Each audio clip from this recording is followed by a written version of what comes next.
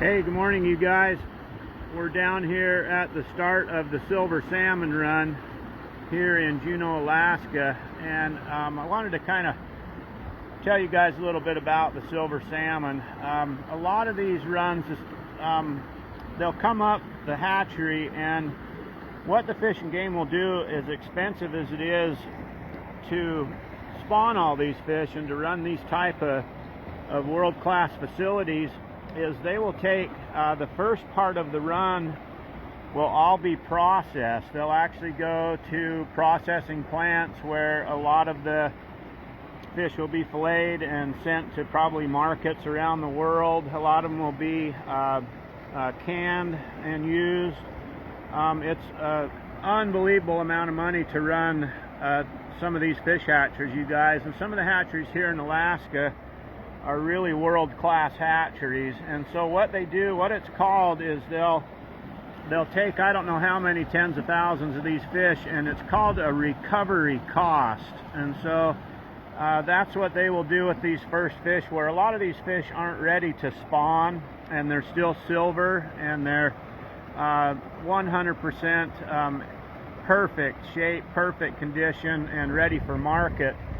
And so that's what they do, and that's how they recover a lot of their costs at some of these fish hatcheries. So I wanted to walk you guys up, and you can see the little gaps where the salmon come through. The silver run is just starting here. It hasn't peaked in Juneau, Alaska yet. Probably won't peak for another week, maybe 2 weeks.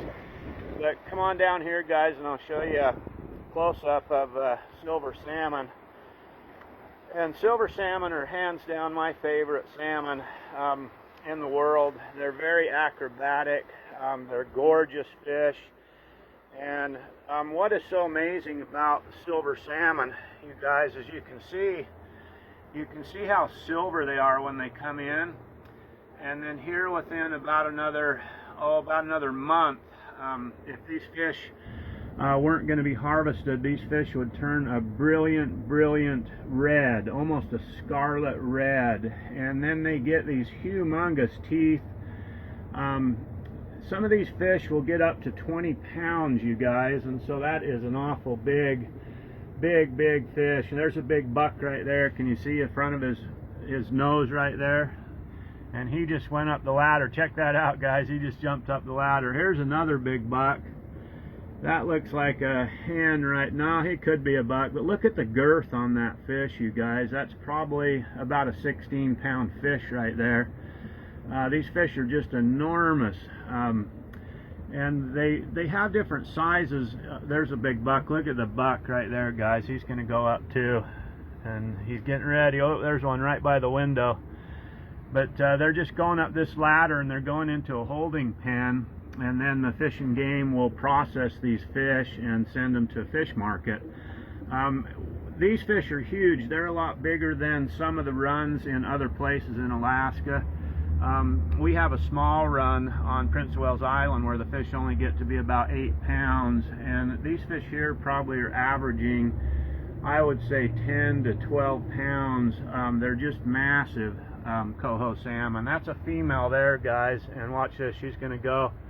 Oh, she didn't make it. She almost made it. She dropped back down. She didn't quite catch the current.